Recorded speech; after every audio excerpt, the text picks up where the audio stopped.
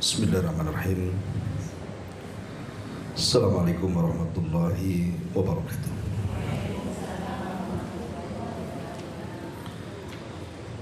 Alhamdulillah wassalatu wassalamu ala Rasulillah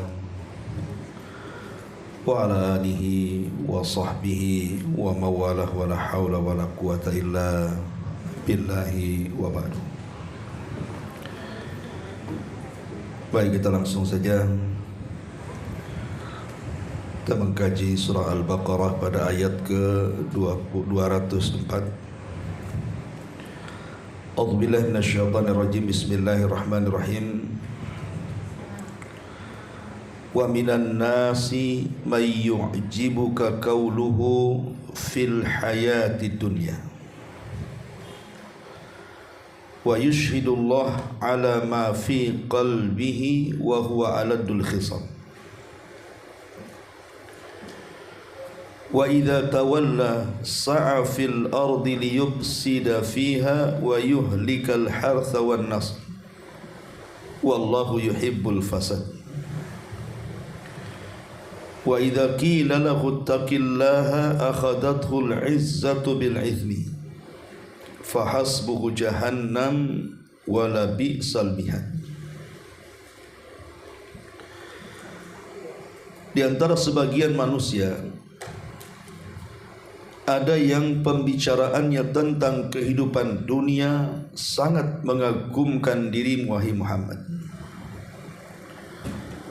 dan dia menjadikan Allah sebagai saksi atas kebenaran isi hatinya, padahal dia adalah penentang yang paling keras. Apabila berpaling dari engkau atau berkuasa, dia berusaha untuk berbuat kerusakan di bumi serta merusak tanam-tanaman dan ternak. Allah tidak menyukai orang-orang yang suka merusak. Apabila dikatakan kepadanya, bertakwalah kepada Allah, tiba-tiba bangkit kesombongannya yang menyebabkan dia berbuat dosa lebih banyak lagi. Maka cukuplah balasan baginya neraka jahanam. Sungguh neraka jahanam itu seburuk-buruk tempat tinggal. Ma'asyiral muslimat yang dimuliakan Allah Subhanahu wa taala, di sini Allah Subhanahu wa taala hendak membicarakan tentang sifat orang-orang munafik, di mana manusia itu terbagi menjadi tiga. Ada yang beriman, ada yang kafir, dan tengah-tengahnya ada munafik. Lah di antara ciri-ciri munafik di sini Allah Subhanahu wa taala mengatakan, wa minan nas man yu'jibuka qawluhu fil hayatid dunya wa yushhidullah ala ma fi qalbihi wa huwa aladul khisam. Di antara manusia ada yang pembicaraannya tentang dunia ini sangat mengagumkan, dan dia menjadikan Allah sebagai saksinya, padahal dia adalah orang yang paling menentang keras. Ayat ini semakna dengan surah Munafikun ayat 4, di mana Allah Subhanahu wa taala mengatakan, wa idza ra'aitahum tu'jibuka ajsamuhum wa iyaqulu tasma' liqaulihim ka'annahum khusyubun musannada yahsabuna kulla sayhatin 'alaihim humul aduwwu fahdharhum qatalahumullahu anna yufakun. Dan apabila engkau melihat mereka orang-orang munafik, tubuh-tubuh mereka menjadikan kamu kagum, karena mereka selalu bicara mengagumkan di hadapan orang. Dan jika mereka berkata, kamu mendengarkan perkataan mereka, mereka adalah seakan-akan kayu yang tersandar. Mereka mengira bahwa tiap-tiap teriakan yang keras ditujukan kepada mereka, mereka itulah musuh yang sebenarnya. Maka waspadalah terhadap mereka Semoga Allah membinasakan mereka. Bagaimanakah mereka sampai berpaling dari kebenaran? Atau semakna dengan surah Al-Munafikun ayat yang pertama, idza ja'akal munafiquna qalu nashhadu innaka la rasulullah wallahu ya'lamu innaka la rasulu wallahu yashhadu innal munafiqina lakadzibun. Apabila orang-orang munafik datang kepadamu, mereka berkata, kami mengakui bahwa sesungguhnya kamu benar-benar Rasulullah, dan Allah mengetahui bahwa sesungguhnya kamu benar-benar Rasulullah, dan Allah mengetahui bahwa sesungguhnya orang-orang munafik itu benar-benar orang-orang yang berdusta. Karena dalam ayat ini ada asbab nuzulnya. Ada yang mengatakan bahwa ayat ini turun kepada Akhnas ibn Shuraik al-Thaqafi. Akhnas ibn Shuraik al-Thaqafi, dia seorang munafik.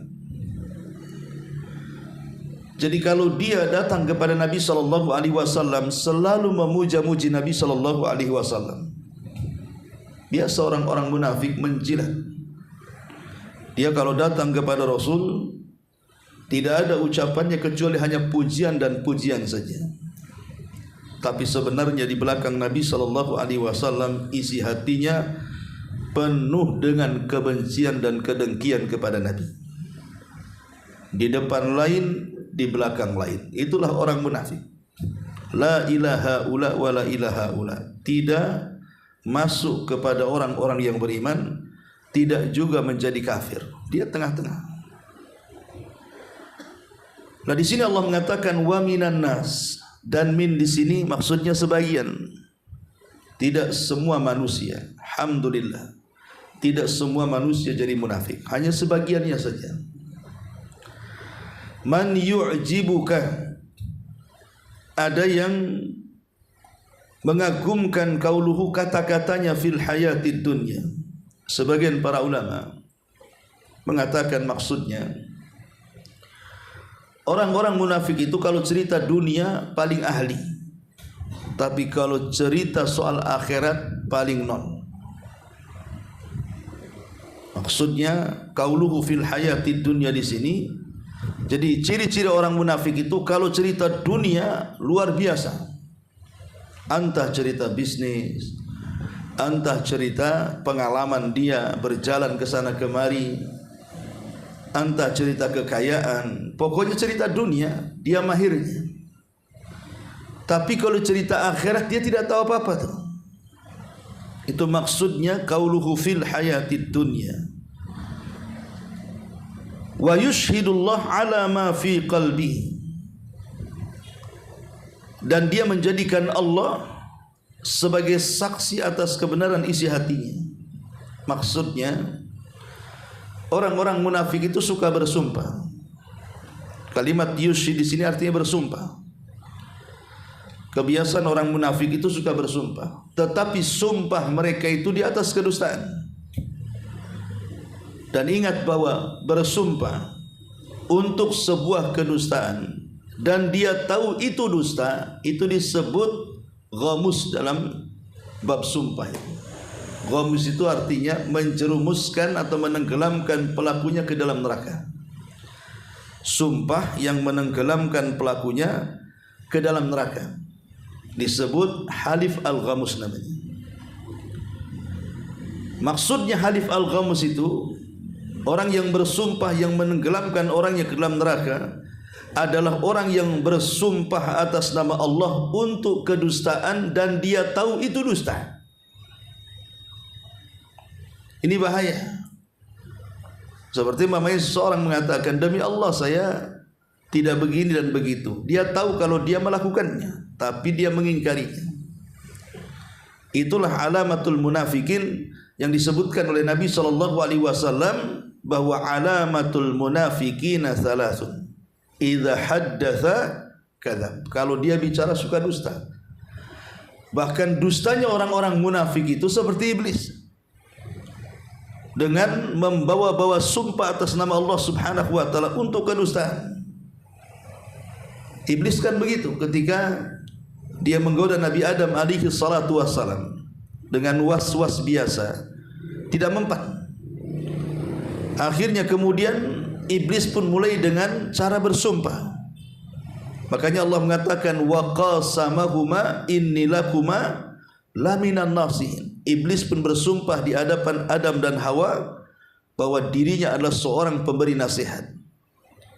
Karena Adam alaihi salatu wassalam sebelumnya belum pernah mendengar ada orang bersumpah untuk sebuah kedustaan, apalagi di alam para malaikat. Disangkanya ucapan iblis benar. Makanya kemudian Adam mengikuti was-was daripada syaitan. Dimakannya buah larangan itu.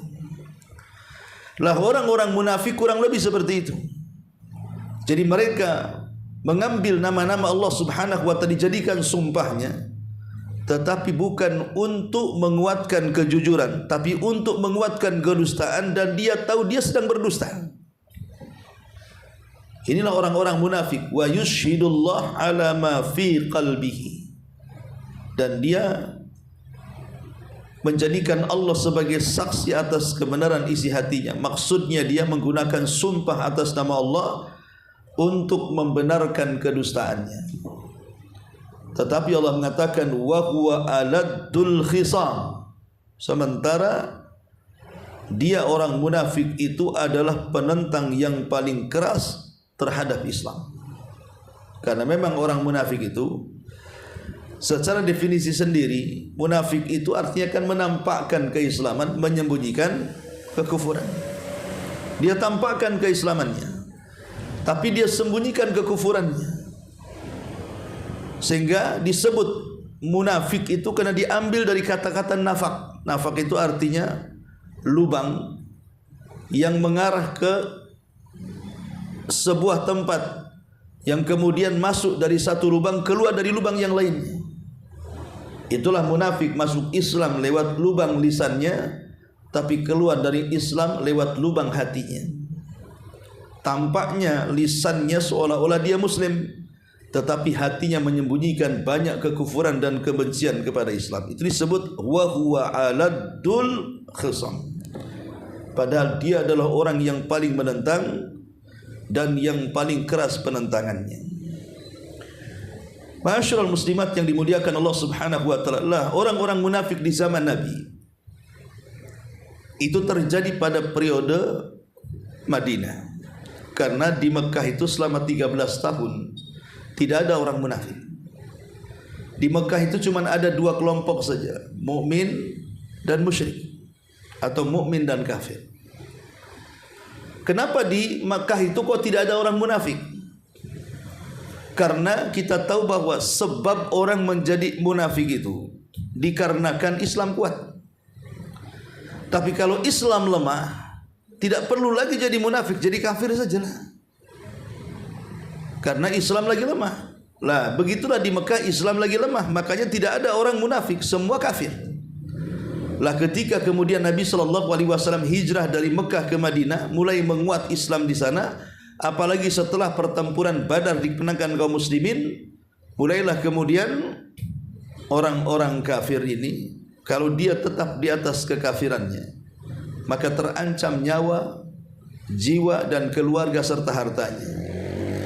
Makanya akhirnya untuk menyelamatkan nyawa, kemudian jiwa, harta dan keluarganya harus pura-pura masuk Islam supaya selamat.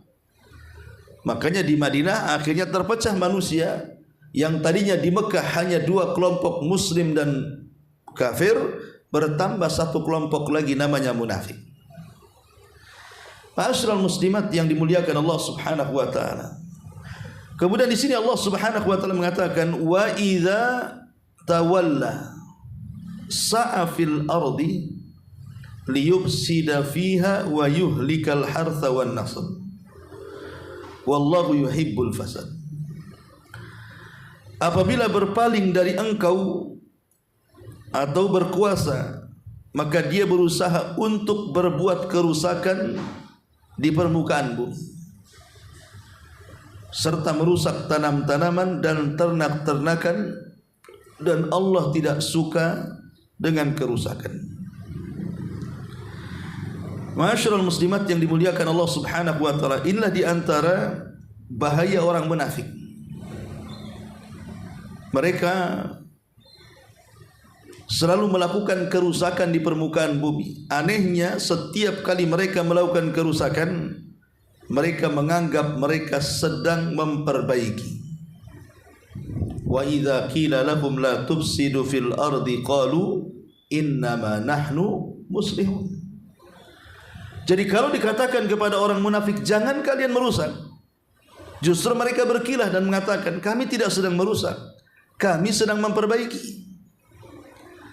Begitulah mental orang-orang munafik. Mereka tidak mengakui apa yang telah mereka lakukan, dan mereka berkilah bahwa mereka sedang melakukan perbaikan, tapi hakikatnya mereka sedang merusak. Dan itulah umumnya orang-orang munafik. Apalagi di zaman sekarang kan, munafik itu sudah berani terang-terangan. Di zaman Nabi itu susah untuk diketahui mana munafik mana tidak, karena orang-orang munafik di zaman Rasul itu menutup rapi. Jangan sampai Rasul dan para sahabat tahu. Kalau bukan karena Allah yang memberitahu, Rasul tidak tahu mana munafik mana sahabat. Tapi di zaman sekarang ini terang-terangan munafik ini. Mereka merusak Islam, tapi mereka mengatakan ini bagian daripada Islam. Seperti contohnya orang-orang liberal yang mengatakan semua agama sama, semua agama pasti masuk surga, semua agama berbeda-beda jalan tapi satu tujuan, ke surga Allah Subhanahu wa taala. Dan banyak lagi perkataan mereka. Dan mereka mengatakan inilah Islam yang moderat, inilah Islam yang sesungguhnya. Tapi sesungguhnya mereka sedang merusak Islam, karena tidak sama Yahudi dengan Muslim, atau dengan Islam, Nasrani dengan Islam, Hindu dengan Islam, dan begitu seterusnya. Bagaimana akan disamakan satu agama tauhid, satu agama yang tegak di atas kesyirikan?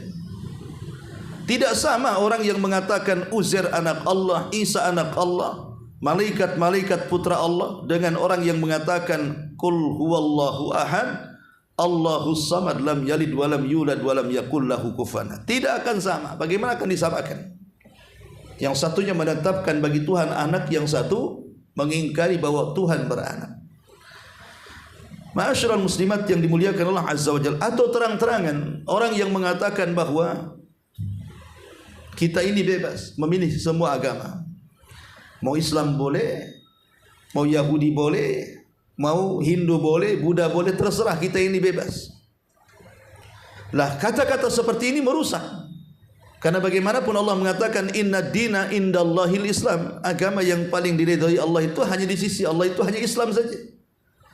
Setelah kedatangan Nabi SAW, tidak layak Yahudi ataupun Nasrani memegang agama mereka, kecuali mereka harus beriman dengan Nabi kita Muhammad SAW. Jadi kata-kata seperti ini sering kita dengar. Kita bebas memilih agama. Tidak, kita tidak bebas. Kita harus memilih Islam sebagai agama kita. Ataupun mengatakan boleh seseorang itu mencampur adukan pemahaman agama kita dengan agama yang lain. Toh juga sama-sama datang dari langit. Mereka punya kitab, kita juga punya kitab. Mereka punya nabi, kita punya nabi. Apa salahnya kita juga mengambil ajaran mereka? Jadi kalimat-kalimat seperti ini adalah kalimat-kalimat yang merusak, dan ini bagian daripada sifat-sifat munafik. Makanya di sini Allah mengatakan wa idza sa'a fil ardi liyufsida fiha wa yuhlikal hartha wan nasl. Apabila berpaling dari engkau dan berkuasa, dia berusaha untuk melakukan kerusakan di bumi serta merusak tanam-tanaman dan ternak. Allah tidak menyukai kerusakan.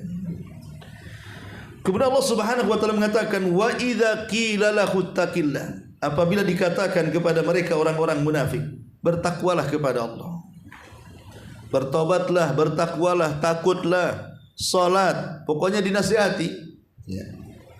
Bangkitlah, akhadathul izzatu bil itsmi. Bangkitlah kesombongan mereka yang menyebabkan dia berbuat dosa jauh lebih banyak lagi. Maka Allah mengatakan fahasbuhu jahannam wala bi'sal mihad. Maka cukuplah balasan bagi mereka neraka jahanam, dan sungguh neraka jahanam itu seburuk-buruk tempat. Inilah ciri orang munafik, Bu. Tidak terima dengan nasihat. Ciri-ciri orang munafik itu kalau dinasihati mereka tidak akan terima. Sementara ciri-ciri orang yang beriman kalau dinasihati berterima kasih atas nasihatnya. Karena tidak ada yang tahu kekurangan kita kecuali orang. Kalau kita disuruh memandang aib dan kekurangan kita, selamanya tidak akan ibu dapati. Tapi kalau orang lain yang memandang kekurangan kita, pasti mereka akan tahu celahnya. Sehingga ketika ada saudara kita menasihati kita, menunjukkan bahwa kita ada kekurangan, sedang disempurnakan saudara kita, makanya kita ucapkan jazakumullah khairan atau jazakillah khairan. Dahulu ada seorang khalifah namanya Harun Ar-Rasyid rahimahullahu ta'ala. Dia sedang safar dan menaiki kendaraannya. Dia naik di atas unta dan berjalan. Tiba-tiba disetop oleh orang Yahudi dan mengatakan, ya Amiral Mu'minin ittaqillah, wahai Amiral Mu'minin bertakwalah kau kepada Allah Subhanahu wa ta'ala. Ini yang ngomong begini Yahudi, bukan Muslim. Mengatakan kepada Khalifah Harun Ar-Rasyid, ittaqillah, bertakwalah kau kepada Allah. Apa yang terjadi, Bu? Harun Ar-Rasyid berhenti, kemudian dia turun dari kendaraannya langsung sujud. Kemudian menangis. Karena ini nasihat takwa, ini bukan nasihat biasa. Lihat kalau nasihat yang baik dari Yahudi saja. Harun Ar-Rasyid berterima kasih sudah mengingatkan dia agar senantiasa takut kepada Allah Azza wa Jalla. Tapi lihat para penguasa di zaman sekarang, apabila dinasihati, bukannya malah bertobat, malah berubah kan Bu ya, tapi justru malah arogan, malah menentang, tidak mau menerima nasihat-nasihat baik, masukan-masukan membangun tidak mau. Pada Harun Ar-Rasyid ketika dinasihati yang nasihati Yahudi lagi dengan kalimat bertakwalah kau wahai Amiral Mukminin, langsung kemudian turun dari bighalnya atau dari untanya, kemudian sujud syukur. Ada orang yang menasihati. Umar ibn Khattab radhiyallahu an, satu hari dia bersama Aslam budaknya sedang berjalan-jalan ke pasar. Tiba-tiba di jalan dia berjumpa dengan wanita yang sangat tua sekali, seorang ajuz. Dan wanita tua ini mengenali Umar bin Khattab. Entah kenapa wanita tua ini mengatakan, ya Umair, bukan Umar, ya Umair, dulu engkau ini anak-anak kecil yang ada di pasir ukat, lari sana lari sini. Kemudian kau menjadi Umar, kemudian kau menjadi khalifah. Ittaqullah, bertakwalah kau kepada Allah Subhanahu wa ta'ala, ya Umair. Jadi wanita tua ini mentasghir bahasanya. Tasghir itu mengecilkan Umar. Karena Umar itu besar, kalau Umar itu Umar kecil. Menggunakan tasghir. Wahai anak kecil, seolah-olah wanita tua mengatakan seperti itu. Wahai anak kecil Umar, bertakwalah kau kepada Allah Subhanahu wa ta'ala. Kemudian ketika itu Umar kaget, langsung kata-kata itu menusuk dadanya, kemudian menangis. Aslam sebagai pembantunya geram kepada nenek itu, seolah-olah nenek itu sudah menyakiti dengan kata-katanya terhadap Amirul Mukminin, sehingga dia mengatakan, wahai Amirul Mukminin, biarkan aku menegurnya. Tapi Umar kemudian menarik tangan Aslam dan mengatakan, da'uha yatakallam, jangan, biarkan dia bicara, jangan, biarkan dia bicara. Tahukah engkau siapa dia wahai Aslam? Maka Aslam mengatakan, aku tidak tahu siapa dia. Kata Umar bin Khattab radhiyallahu anhu, dialah wanita yang karena sebabnya satu surat Al-Quran turun. Dialah wanita yang karena sebabnya satu surat Al-Quran turun kepadanya. Surah Mujadilah. Surah Mujadilah turun kepada wanita itu. Siapa dia? Haulah bintu Hakim. Wanita itu adalah Haulah bintu Hakim, yang karenanya surah Al-Mujadilah satu surat turun karenanya. Maka Umar mengatakan, tahukah kamu siapa wanita itu? Wanita itu adalah wanita yang karenanya satu surat dalam Quran turun, Haulah bin Hakim. Lihat bagaimana Umar radhiyallahu an ketika dinasihati oleh wanita tua Haulah agar bertakwa kepada Allah Subhanahu wa taala, dia langsung meneteskan air matanya. Sadar bahwa kalimat itu menyadarkan dirinya. Memang orang itu harus dinasihati. Kalau orang tidak pernah dinasihati, apalagi dia seorang pejabat, seorang pemimpin, maka terkadang jabatan dan kepemimpinannya itu menyesatkan dia. Bukankah Allah mengatakan kalla innal insana la yatgha an ra'ahu istaghna. Terkadang manusia itu mudah melampaui batas kalau sudah dibentangkan hal-hal dunia kepadanya. Betapa banyak orang yang sebelum menjadi pemimpin baik, tapi setelah menjadi pemimpin dia orang paling bejat. Betapa banyak orang-orang yang sebelum dia kaya dia orang baik, tapi setelah dia kaya dia menjadi orang jahat. Itulah kenapa kemudian nasihat-nasihat itu penting dan harus diterima dan berterima kasih. Lah orang-orang munafik justru terbalik di sini. Wa idza qila lahu taqillah, apabila dikatakan kepada mereka bertakwalah kau kepada Allah, akhadatul izzatu bil itsmi, justru bangkit kesombongannya yang menyebabkan mereka lebih banyak lagi melakukan dosa. Bukan tobat, malah nambah dosa. Enggak terima. Ya. Makanya ingat bahwa kalau kita dinasihati kemudian kita malah sakit hati, kemudian malah mencaci maki orang yang menasihati kita, jangan-jangan masuk kepada ayat ini. Maka berterima kasihlah kalau ada orang yang berikan nasihat, karena itu bagian daripada alamat dari alamat seorang mukmin. Maka Allah Subhanahu wa taala akhiri ayatnya fahasbuhu jahannam wala bi'sal mihad. Maka cukuplah jahannam sebagai tempat mereka dan jahannam adalah seburuk-buruk tempat tinggal bagi mereka. Ma'asyiral muslimat yang dimuliakan Allah Subhanahu wa taala. Di dalam Al-Qur'an bukan hanya ayat ini saja yang menjelaskan tentang alamatun nifaq itu. Banyak di beberapa ayat yang lain. Saya sebutkan pertama, di antara sifat orang munafik adalah at-tama'u asy-syahwani. Mereka manusia yang paling tamak terhadap dunia dan mereka manusia yang paling mengikuti syahwatnya. Jadi orang munafik adalah orang yang paling tamak terhadap dunia dan yang paling tamak terhadap mengikuti syahwatnya.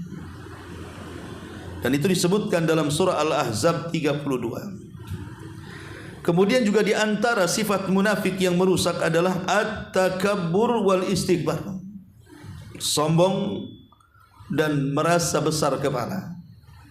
Sombong dan merasa besar kepala. Dan itu disebutkan dalam surah Al-Munafikun ayat 5. Kemudian di antara sifatnya juga adalah istihza bi ayatillah. Suka mengolok-olok ayat-ayat Allah dan suka mengolok-olok orang-orang yang beriman. Dan itu disebutkan dalam surah At-Taubah ayat 64. Dan di antara sifatnya juga adalah diddun nas anil infak, menghalang-halangi manusia untuk berinfak. Jadi kalau ada orang membantu Islam entah mungkin membangun masjid, membangun madrasah, menolong fakir miskin, kemudian dihalang-halangi, maka orang yang menghalang-halangi manusia untuk berinfak itu alamatun nifaq, sebagaimana disebutkan dalam surah Al-Munafikun ayat 7. Kemudian juga di antara sifatnya orang munafikun adalah mereka suka membodoh-bodohkan orang-orang yang beriman. Bahkan menuduh orang-orang yang beriman itu orang bodoh, orang yang tolol. Sekarang lagi marak bahasa tolol, gara-gara tolol demo di mana-mana. Ya. Jadi orang munafik itu suka mentolol-tololkan orang, itu bahasanya. Nah di sini disebutkan hati-hati itu.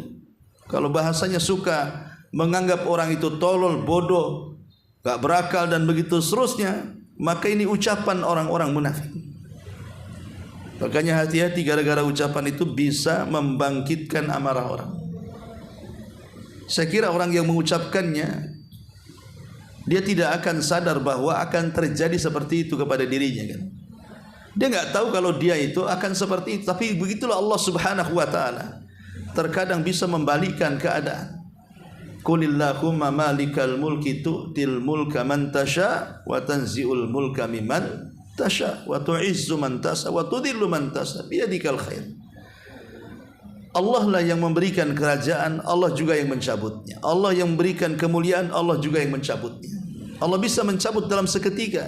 Gara-gara satu ucapan habis semuanya. Karir, harta, semuanya. Naudzubillah.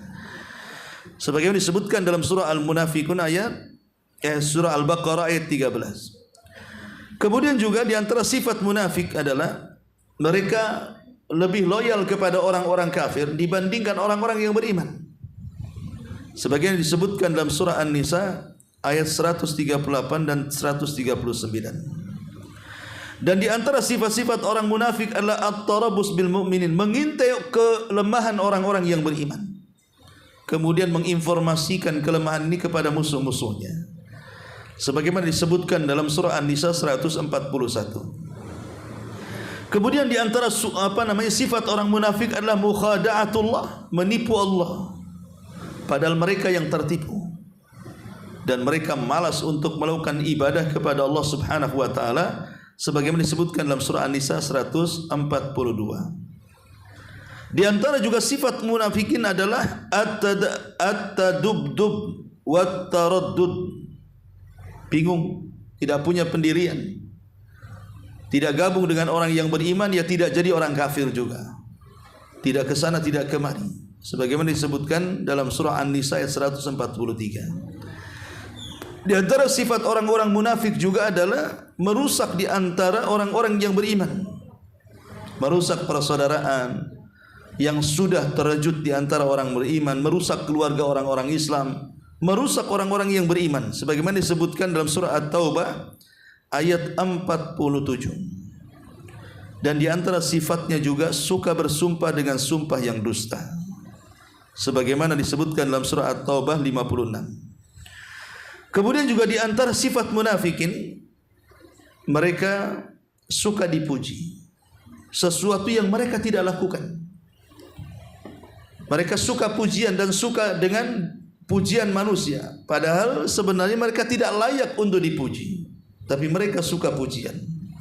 Sebagaimana disebutkan dalam surah Al-Imran ayat 188. Kemudian juga di antara sifat munafikin adalah suka mencela amal saleh. Tidak suka dengan orang yang salat, tidak suka orang cingkrang, tidak suka orang cadaran. Benci dengan orang-orang yang menutup aurat, benci dengan orang yang suka ke masjid, ke pengajian. Itu orang munafik tuh. Ya. Sebagaimana disebutkan dalam surah Taubah 79. Kemudian juga di antara sifat munafik adalah mereka tidak memerintahkan kepada kebaikan, justru melarang manusia dari kebaikan. Tidak mencegah dari kemungkaran, justru menyuruh manusia untuk melakukan kemungkaran. Dan itu disebutkan dalam surah At-Taubah 67. Di antara sifat munafik juga adalah benci untuk berjihad. Sebagaimana disebutkan dalam surah At-Taubah 81. Di antara sifat munafik juga adalah suka mengakhir-akhirkan salat. Mereka salat tapi mereka tidak khusyuk, mereka suka mengakhir-akhirkan salat. Sebagaimana disebutkan dalam hadis Nabi sallallahu alaihi wasallam, tilka salatul munafik. Itulah salatnya orang munafik. Di antara juga sifat orang munafik adalah mereka lisannya sangat kasar. Sangat kasar, al-bada'ah. Sangat kasar, ya, tidak layak diucapkan. Kemudian juga di antara sifat-sifat munafikin, mereka menampakkan keislaman dan menyembunyikan kekufuran. Itulah yang Allah Subhanahu wa taala peringatkan mereka dalam surah Munafikun ayat 4. Kemudian juga di antara sifat-sifat munafik, kalau bertengkar maka dia akan menguasai lawannya dengan kejahatan. Jadi kalau dia berdebat, maka dia akan menguasai lawannya tapi dengan kejahatan. Umpamanya dia kalah debat, maka dia akan marah, kemudian memukul, terkadang membunuh, naudzubillah. Masyarul muslimat yang dimuliakan Allah Subhanahu wa taala, dan kalau seandainya dia diberikan amanah, dia khianat. Kalau diberikan kepercayaan, orang-orang munafik itu suka berkhianat, dan apabila berjanji suka mengingkari janji, dan apabila berkata-kata pasti dia berdusta. Itulah yang disebut dengan tanda-tanda orang munafik. Kalau bicara dusta, kalau diberikan janji tidak ditepati, kalau diberikan amanah tidak amanah, dan kalau dia bertengkar dia melakukan kefajiran, dan banyak lagi alamat-alamat mereka. Masyarul muslimat yang dimuliakan Allah Azza wa Jalla. Sekarang aqwal as-salaf, bagaimana perkataan salaf tentang orang-orang munafik. Pertama, Syekhul Islam Ibn Taimiyah mengatakan at-taswiyatu bainal mu'min wal munafiq wal muslim wal kafir a'zamu dzulmi. Menyamakan orang beriman dan orang munafik, atau orang kafir dan orang muslim, itu sebesar-besarnya kezaliman. Sebesar-besarnya kezaliman ketika seseorang menyamakan antara mukmin dan kafir, antara mukmin dan munafik. Tidak boleh disamakan. Mukmin mukmin, munafik munafik. Sama dengan muslim muslim, kafir kafir. Tidak sama. Tidak boleh menyamakan, karena menyamakan itu sama dengan melakukan kezaliman yang paling besar, kata Syekhul Islam Ibn Taimiyah rahimahullahu taala. Kemudian juga berkata Fudail ibn Iyad rahimahullahu taala, al-ghibtatu minal iman wal hasadu minan nifaq wal mu'min yaghbit wa la yahsid wal munafiq yahsid wa la yaghbit. Ghibtah itu bagian daripada iman, sementara hasad itu sifat munafik. Seorang yang beriman pasti dia akan ghibtah dan tidak hasad, sementara munafik dia hasad dan tidak ada ghibtah. Ghibtah dengan hasad itu kurang lebih. Cuman kalau hasad itu hasad yang tercela, kalau ghibtah itu hasad yang terpuji. Seperti apa ghibtah itu? Tetangga kaya, bisa haji, bisa umroh, bisa kurban, bisa membangun masjid, bisa membangun panti asuhan, pokoknya kaya raya, banyak amalannya. Kita yang miskin berpikir, coba ya Allah kalau aku seperti dia, aku pun akan bangun masjid, aku pun akan umroh, aku pun akan haji. Itu namanya ghibtah. Ghibtah itu berangan-angan seperti orang lain, supaya dia mampu melakukan seperti yang dilakukan orang lain. Itu ghibtah. Itu bagian daripada hasad, tapi hasad yang terpuji.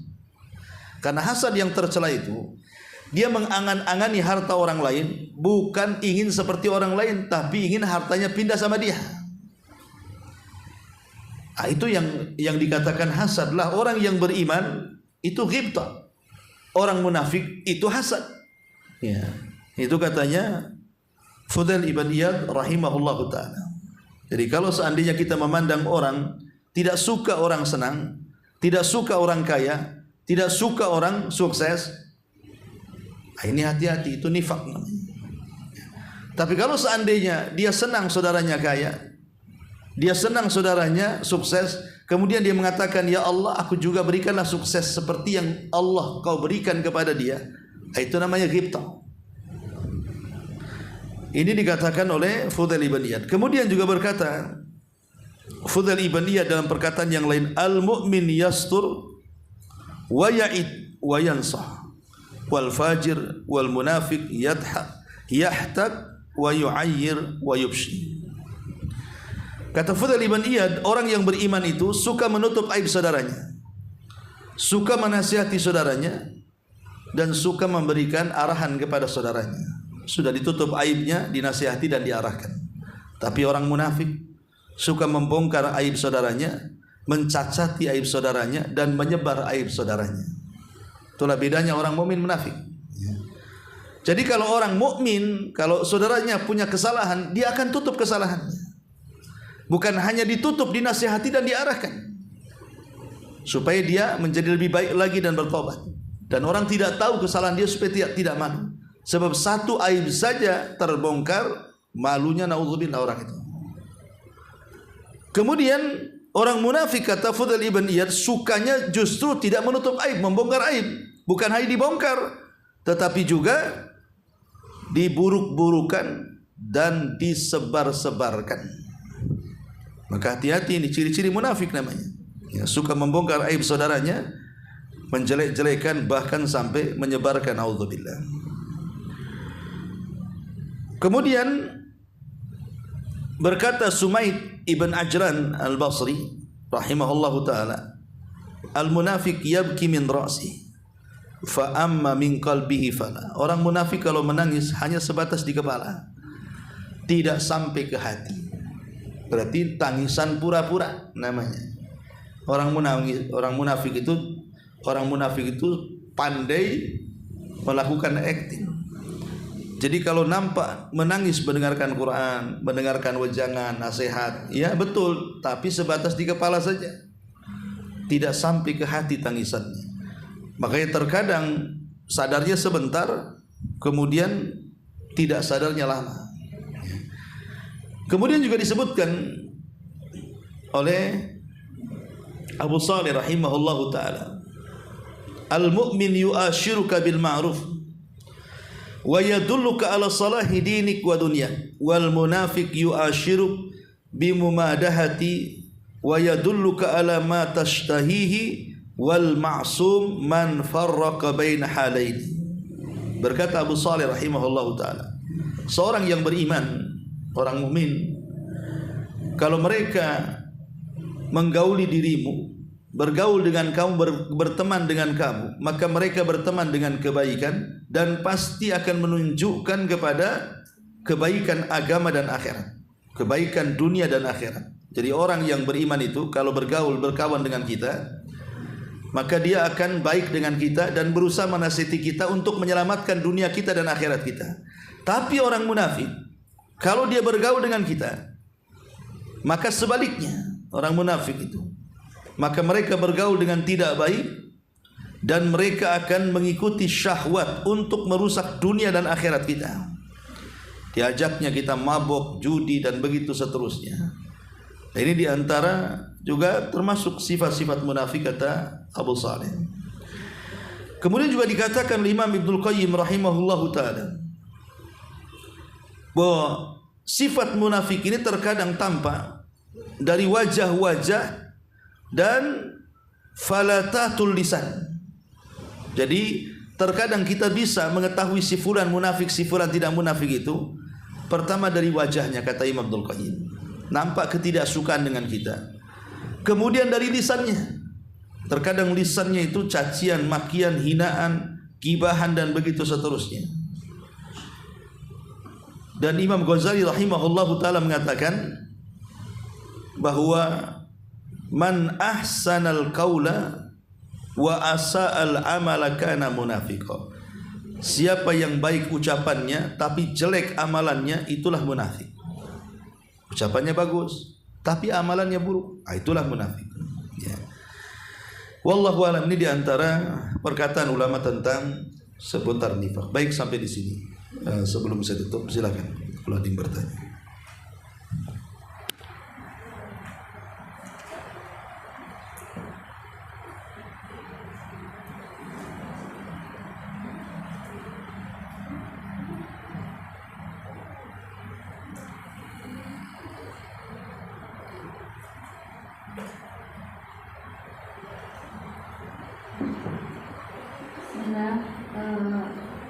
Alhamdulillah Ustaz, jazakallahu khair atas paparan ilmu yang disampaikan. Banyak yang sudah dapat kami catat dan kami rangkum, terutama tentang nasihat-nasihat yang berharga tentang orang-orang munafik. Yang ingin ditanyakan sini Ustaz sedikit. Ini tadi tentang ciri-ciri salah satu orang munafik adalah menolak nasihat. Yang jadi pengalaman kita selaku anak itu biasa mengalami permasalahan dengan orang tua yang belum guna. Dan terkadang orang tua itu susah untuk dinasehati dan diarahkan. Dan dia terkadang sombong dengan nasihat yang disampaikan oleh anak karena merasa dia lebih dewasa atau lebih berilmu. Apakah bisa disebutkan orang tua kita ini memiliki ciri-ciri munafik, Ustaz? Ya, alhamdulillah. Kita tahu bahwa Al-Quran itu al-ibratu bi umumil lafzi la bi khususi sabab. Ibrah dalam Quran itu mencakup umumnya lafaz, bukan khususnya sebab. Artinya ayat ini umum, siapapun yang terkena dengan ayat ini maka dia terkena sifat munafik. Jadi sifat nifak ini bisa terkena siapa saja. Tapi kan karena sifat-sifatnya kan banyak munafik. Salah satunya adalah berdasarkan firman Allah, wa idza qila lahu taqillah akhadathul izzatu bil itsmi.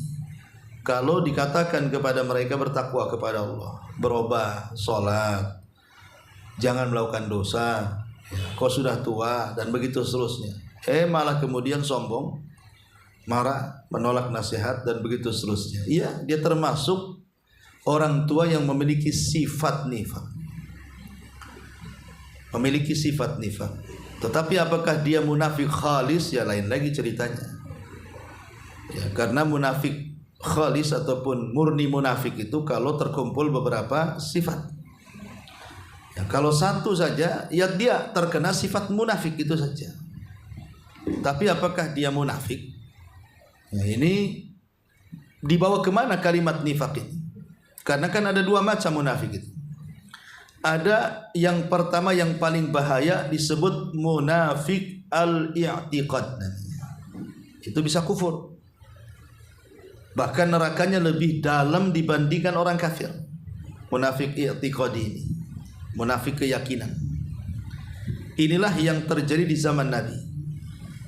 Pura-pura masuk Islam tapi menghancurkan Islam. Lisannya nampak manis dengan Islam tapi hatinya benci. Itu namanya munafik keyakinan, membenci Islam dalam hatinya. Ini bukan munafik, ini kafir. Kafir bertopeng, munafik. Sehingga nerakanya lebih dalam dibandingkan orang kafir asli. Yang Allah katakan innal munafiqina fi darkil asfali minan nar. Orang munafik itu diintip neraka yang paling dalam. Adapun yang kedua, ada munafik al-amal namanya. Munafik amal. Munafik amal itu tidak keluar dari Islam.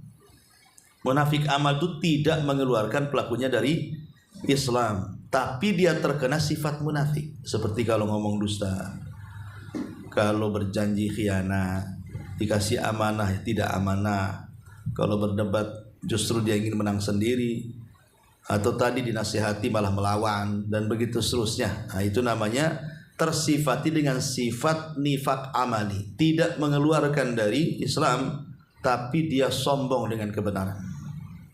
Ya. Apakah dia terkena sifat nifak? Ya, terkena sifat nifak. Tapi apakah dia masuk pada kategori munafik yang dikekalkan neraka? Tidak. Karena munafik yang dikekalkan neraka itu kalau munafik berkaitan dengan keyakinan, menampakkan Islam dan menyembunyikan kekufuran, seperti orang-orang orientalis yang mereka pura-pura mempelajari Islam, mempelajari Quran Sunnah, kemudian pura-pura masuk Islam, hakikatnya menghancurkan Islam dari dalam.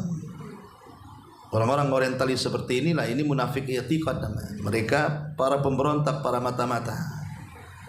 Ya, adapun di masyarakat kita kadang ibu dusta, ibu umpamanya janji dari ditepati, ya itu termasuk sifat nifak. Tapi bukan kemudian dikatakan ibu munafik. Ya, gara-gara ngomong dusta, dasar munafik kan gitu. Ibu ini terkena sifat nifak. Beda.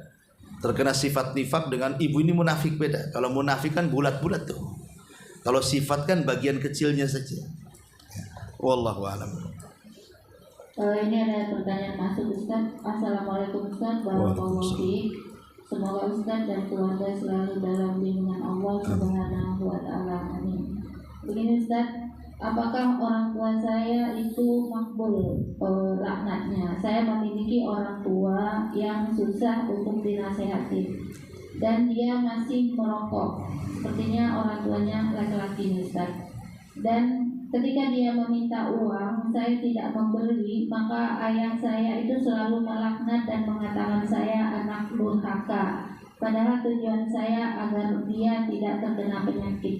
Bagaimana Ustadz, apa yang harus saya lakukan? Apakah terus saya memberikan apa yang diminta oleh orang tua saya, sementara saya tahu hukum haramnya rokok, karena saya khawatir dengan laknatnya, atau saya tetap menghentikan suplai uang ke beliau dengan niat saya ingin berbakti kepada anaknya? Mana yang harus saya lakukan Ustaz? Jazakallahu khairan. Iya, alhamdulillah. Ketaatan kepada orang tua itu bagian ketaatan kepada Allah Subhanahu wa taala. Ridallah fi ridal walidaini wa sukhtuhu fi sukhtihima. Ridhonya Allah ditentukan dengan ridhonya orang tua, dan murkanya Allah ditentukan dengan murkanya orang tua. Tapi ingat, ada hadis yang mengatakan la ta'ata li makhluqin fi ma'siyatil khaliq. Tidak ada ketaatan kepada makhluk, siapapun makhluknya, kalau dalam rangka bermaksiat kepada Allah Subhanahu wa taala. Kita wajib taat dengan orang tua. Tetapi kalau perintahnya bermaksiat, maka tidak wajib taat. Tidak wajib taat kepada orang tua kalau dia merintahkan kepada yang menyelisihi perkara-perkara Allah, perintah-perintah Allah. Tidak boleh. Sudah betul sikapnya, jangan dituruti. Ya. Karena kalau seandainya terus dituruti, sampai kapan kemudian dia berhenti dari kemaksiatan? Maka tetap kita berbuat baik dengan orang tua. Karena ingat dalam Quran, dalam surah Luqman itu, ketika orang tua Sa'ad bin Abi Waqqas tidak mau masuk Islam,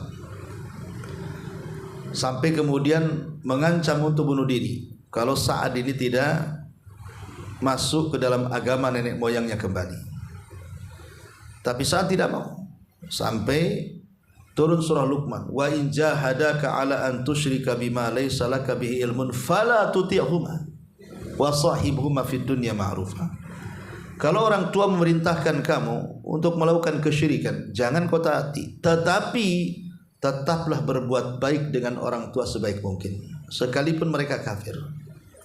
Tetap berbuat baik, apalagi orang tua kita muslim. Sekalipun orang tua kita kafir dan dia memerintahkan kita untuk murtad, tetap kita disuruh berbuat baik kepada orang tua, apalagi dia muslim. Kalau hanya kemudian dia meminta sesuatu kemudian kita tidak kasih karena untuk kemaksiatan, akhirnya dia mencaci, memaki, melaknat dan begitu seterusnya, ya ini bagian daripada ladang pahala. Anak harus sabar, kemudian cari cara. Ya, cari cara untuk supaya orang tua hatinya luluh. Ya, bagaimana caranya supaya luluh orang tuanya? Ya, dia pandai-pandai dialah cari cara. Karena bagaimanapun kalau orang tua masih hidup, bersyukur. Karena disitulah kita mendapatkan banyak pahala, pahala sabar. Karena terkadang orang tua kita ini kalau sudah tua ngomongnya nggak jelas kan, itu ya, nyakitin hati kadang-kadang.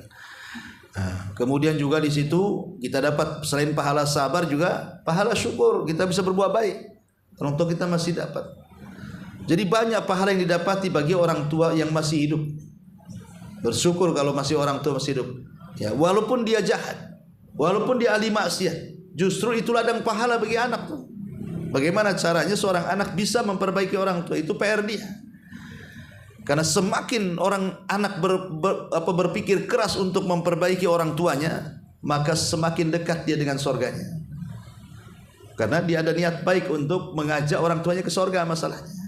Tapi semakin cuek anak kepada orang tua, terserahlah, antem-antem mau apa, mau mabok, mau apa, mau judi, terserahlah, mati-matilah kan gitu. Nah, itu anak durhaka itu namanya. Itu membiarkan orang tuanya suruh masuk neraka, mari dorong-dorong, kasih modal pula. Ya, jadi kalau memang orang tua seperti itu menolak keinginan orang tua, ya sudah pas. Tapi bagaimanapun tetap cari cara lain untuk membanggakan orang tua. Ataupun kalau dia kemudian terus seperti itu, ya kita memberi kepada orang tua bukan untuk niat itu. Namanya orang tua itu suka judi, suka mabok, gitu kan. Kalau nggak dikasih duit, mabok. Kapan kalau dikasih duit mabok, kalau nggak dikasih marah-marah, maki-maki. Bisa sampai mengeluarkan kata-kata dan begitu seterusnya. Maka nggak apa-apa kita kasih uang, tapi kita katakan bukan untuk itu, supaya kita lepas dari dosanya. Pamannya ini Pak untuk beli beras, ya ini untuk beli pakaian, ini ngumpulin lah untuk umroh, untuk apa. Artinya kan anak memberi untuk yang baik sebenarnya kan. Tapi kalau umpamanya orang tua menggunakan tuh lain lagi ceritanya. Karena tujuan kita itu bukan itu. Supaya kita terlepas dari dosanya, maksudnya kan itu. Kalaupun harus dikasih. Karena terkadang ada orang tua kalau nggak dikasih uang sama anaknya itu justru madorotnya lebih besar dibandingkan maslahatnya. Maka kita harus lihat reaksi orang tua. Kalau sampai gara-gara nggak dikasih uang untuk beli rokok, kemudian sampai memaki melaknat, ini kan madorotnya lebih besar. Ya sudah, kasih saja. Kalau memang sampai seperti, apalagi sampai menyakiti, memukul, melaknat ataupun mengancam untuk putus hubungan anak bapak, ini kan bahaya. Tapi kita ngasih itu dikurangi kemudian, karena kemaksiatan itu kalau tidak bisa ditinggalkan ya dikurangi lah. Dikurangi, biasa ngirim 1 juta, kasihlah sedikit sekarang kan. Kemudian niatkan bukan untuk itu. Ya, karena Islam itu bagaimanapun dibangun di atas maslahat dan mafsadah. Kita harus mengukur maslahatnya seperti apa, madaratnya seperti apa. Ini kalau saya tahan, madaratnya lebih baik atau maslahatnya kurang, atau maslahatnya lebih baik atau madaratnya kurang. Lihat kan hari-hari kita berinteraksi dengan orang tua. Kok ini makin jahat orang tua ini setelah diberhentikan, berarti madaratnya lebih besar. Ya sudahlah, kasih lagi saja. Sambil dinasihati, kasih waktu beberapa tahun ke depan. Sambil ngasih, sambil nasihati. Wallahu a'lam. Ini satu lagi Ustaz. Iya. Assalamualaikum Ustaz, ini ada titipan pertanyaan. Gimana jika seorang anak mengatakan orang tuanya munafik hanya karena melihat khilaf? Apakah salah jika orang tuanya tidak memaafkan anak melakukannya karena khilaf? Itu katanya Ustaz. Anaknya ngomong sama orang tuanya munafik. Iya, sepertinya. Terus orang tuanya nggak mau maafin anaknya. Iya. Gara-gara ucapan munafik itu. Iya. Iya. Ya sebenarnya salah dua-duanya, anak salah ya orang tua juga salah ini. Ya anak salah karena berani menjasi orang tuanya munafik. Sekalipun dia munafik ya jangan ditunjuk-tunjuk kau munafik kan gitu. Nggak boleh menyakiti orang tua walaupun sebenarnya dia salah. Dan orang tua pun ya harus nampak kewibawaannya, bahwa orang tua itu mudah memaafkan anaknya. Ya, harusnya dua-duanya kan saling memberikan manfaat. Itulah dalam Islam seperti itu. Harusnya seperti itu. Tapi ada kalanya satu hari seorang syekh bercerita. Jadi ada orang tua usianya sekitar 80 tahun. Berkelas dengan anaknya. Anaknya itu usianya hampir 50 tahun. Sama-sama sudah tua. Ya, ibunya 80 tahun. Anaknya sudah mau dekat 50. Kan sudah sama-sama tua tuh anak sama ibu tuh. Berkelas. Tidak mau anaknya itu keras dengan orang tuanya. Entah masalahnya apa. Pokoknya musuhan antara anak dan orang tua ini. Jadi namanya keibuan, walaupun bagaimanapun mungkin anaknya yang salah. Jadi ibu ini datang ke salah satu syekh dan mengatakan, ya syekh, bisa bantu saya enggak? Kata saya, apa yang bisa saya bantu wahai ibu? Dia mengatakan, saya ada masalah dengan anak saya. Bisa enggak kau datang denganku kepada anak saya dan kau nasihati dia agar menyudahi semua konflik keluarga ini. Karena niatnya baik si ibu ini, apalagi sudah tua hampir 80 tahunan gitu kan. Maka oleh syekh diajak, kalau begitu ayo antar di mana rumah anak. Akhirnya sama syekh diajak ibu ini ke rumah anaknya. Ya anaknya sudah hampir tua juga, sudah 50-an juga kan.